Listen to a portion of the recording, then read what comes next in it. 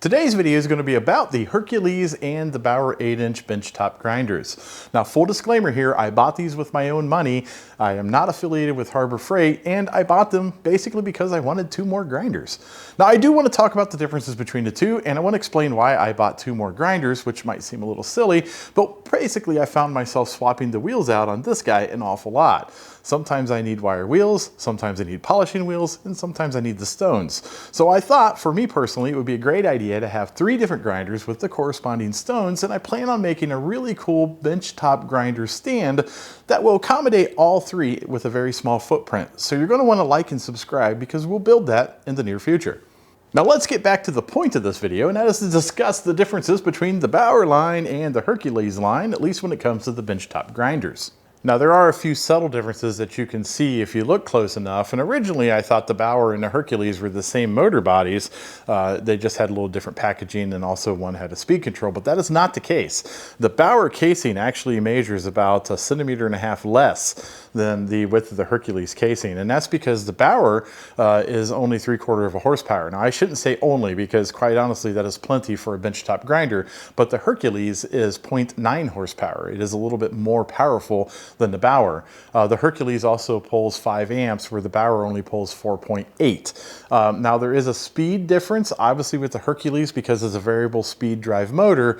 It does top out at 3,400 RPM, which is actually quite adequate for grinding. The Bauer will give you a little bit more speed at 3,600 RPMs, but I don't think you'll notice that side by side as you're using them.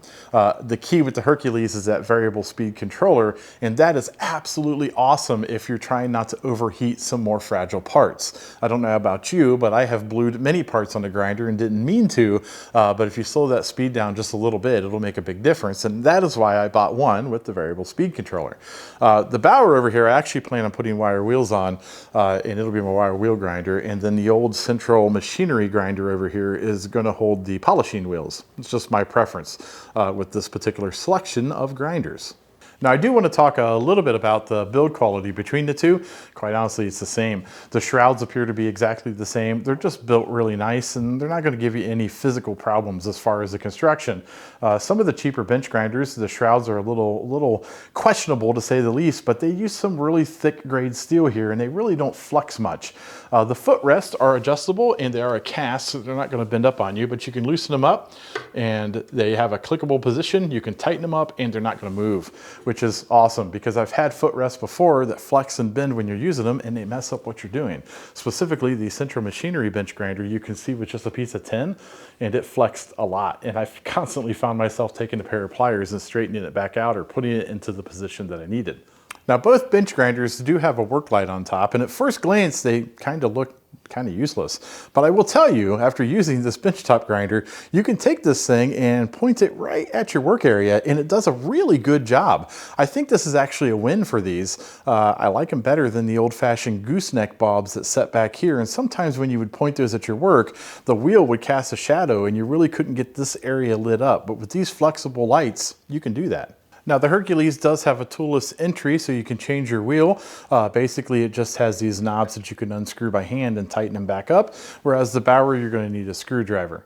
Now I'm going to fire the Bauer up, and I'm going to take a chisel and I'm going to put it right at an angle like this, and we're going to give it a little bit of pressure, about the same pressure you would use when you're grinding something.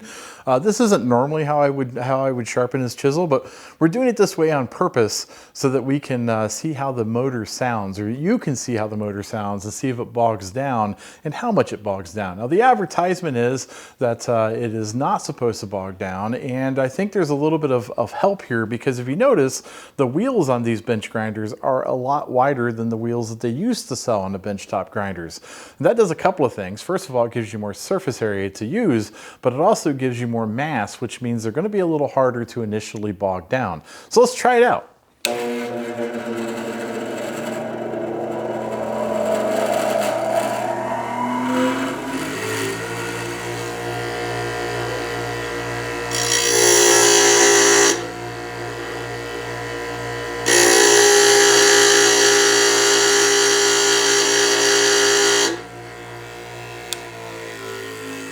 Now I purposely left that on there a little longer than what I would normally do, and that was so that you could hear that it keeps up. Even though I'm bogging it down while I'm grinding, the motor is strong enough to keep up with the grinding, which is actually awesome. I've had a lot of bench grinders where you have to grind a little bit, let it speed back up, grind a little bit, and let it speed back up. But with 3/4 horsepower, it's more than enough than what you'll need. We're going to do the same test with the Hercules now. We're going to take this poor chisel and incorrectly sharpen it at the wrong angle, but we're really only doing this test so that you can hear the load on the motor. I think it's very important as a consumer to know, is this motor going to bog down and basically become useless, and I'm going to have to wait for it to speed back up before I grind again, or can I continuously grind on this and not be annoyed? So let's do this test twice. We're going to turn it down all the way to 2,000 RPMs first. We'll do the exact same test. I'll put a good amount of pressure on it as I would as I was grinding anything normally, and then we'll do it again at 3,400 RPMs, which is all the way up. And you're going to listen to the motor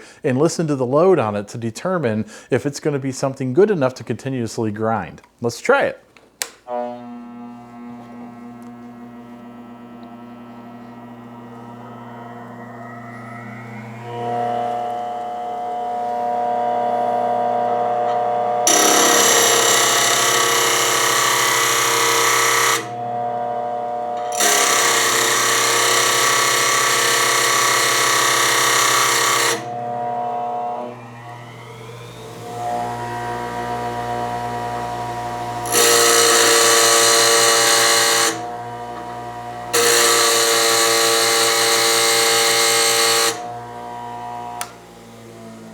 As you can see from both examples, both of these benchtop grinders have plenty of power to pretty much do whatever you would want.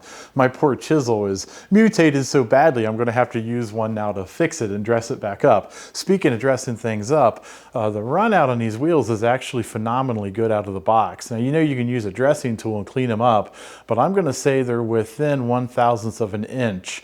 And typically that is usually due to the washers not being quite true and bent a little bit.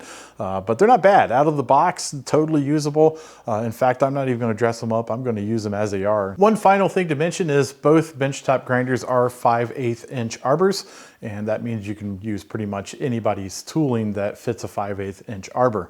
That's pretty much it. These are great grinders, and I just wanted to share with you my experience with them, what the differences between the two are. I normally build a lot of things. I usually don't do reviews unless I find something that I think is worth mentioning.